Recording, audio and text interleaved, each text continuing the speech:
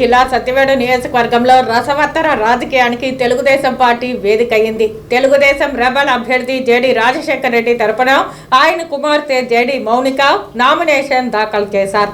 Satyavedu MLA అభ్యర్థి ticket Telugu Desam పార్టీలో తనకే వస్తుందని గంపెడ ఆశలు పెట్టుకున్న జేడి రాజశేఖర్ కు తెలుగుదేశం పార్టీ అధిష్టానం చంద్రబాబు నాయుడు మొండి చెయ్యి చూపించడంతో ఆదిమూలంను తెలుగుదేశం పార్టీ ఎమ్మెల్యే అభ్యర్థిగా ప్రకటించారు. ఈ పరిణామమే సత్యవేడు నియోజకవర్గంలో రసవత్తర రాజకీయానికి తెరలేపింది.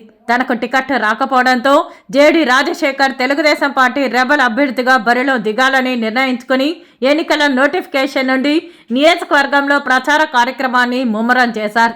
శుక్రవారం ఆయన కుమార్తె జేడి మౌనిక జేడి రాజశేఖర్ తరపున నామినేషన్ వేశారు. ఈ సందర్భంగా ఆమె మాట్లాడుతూ 2019 ఎన్నికల్లో తెలుగుదేశం పార్టీ అభ్యర్థిగా బరిలో నిలిచి ఓడిపోయిన తన తండ్రి జేడి రాజశేఖర్ అప్పటి నుండి 5 సంవత్సరాలు పార్టీని అంటిపెట్టుకుని సత్యవేడు నియోజకవర్గ ప్రజలే తన కుటుంబంలాగా, కార్యకర్తలే తన బలం ప్రాణంలాగా కష్టపడి పనిచేశారని అన్నారు.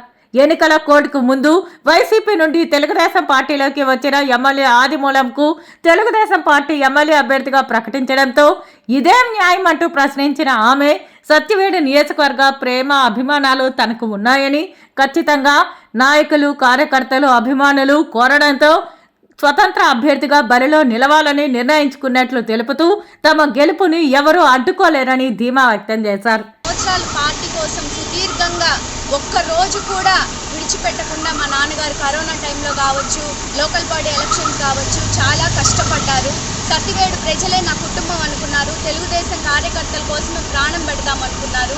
కానీ ఇవాళ అనూహ్యంగా వైసీపీ నుంచి కనీసం పార్టీలో చేరని ఒక వ్యక్తి, 5 సంవత్సరాలు ప్రజలకి ఏమీ చేయలేని ఒక వ్యక్తికి, ఆదిమూలం అనే పర్సన్కి ఒక వారం రోజుల ముందర పార్టీలో చేరి అనూహ్యంగా తెలుగుదేశం పార్టీ టికెట్ తీసుకున్నారు. కష్టపడే వాళ్ళనే ప్రజలు ఆదరించాలని మా నాన్నగారికి కానీ మా కుటుంబానికి కానీ చాలా వరకు కూడా వాళ్ళందరూ కూడా మాకు సపోర్ట్ చేసి మమ్మల్ని గెలిపిస్తారన్న నమ్మకంతో మా నాన్నగారి తరఫున ఇవాళ మేమంతా వచ్చి ఇండిపెండెంట్గా మేము నామినేషన్ చేస్తాం. మా అందరికీ సత్యవేడు ప్రజల సపోర్ట్ ఉంటుందని మనస్ఫూర్తిగా కోరుకుంటూ సెలవు.